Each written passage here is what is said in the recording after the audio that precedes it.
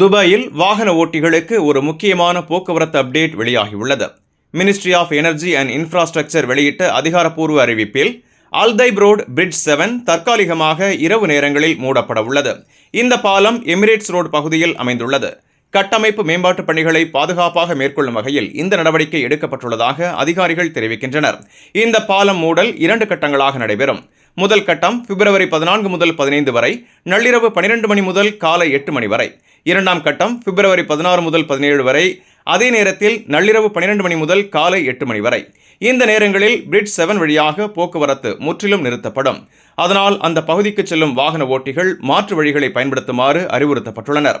மேலும் போக்குவரத்து நெரிசலை குறைக்க தேவையான டிராபிக் மேனேஜ்மெண்ட் ஏற்பாடுகள் செய்யப்பட்டுள்ளதாக அதிகாரிகள் தெரிவித்துள்ளனர். இரவு நேர பயணம் மேற்கொள்ளும் பயணிகள் முன்கூட்டியே திட்டமிட்டு பாதுகாப்பாக பயணிக்குமாறு அறிவுறுத்தப்பட்டுள்ளனர்.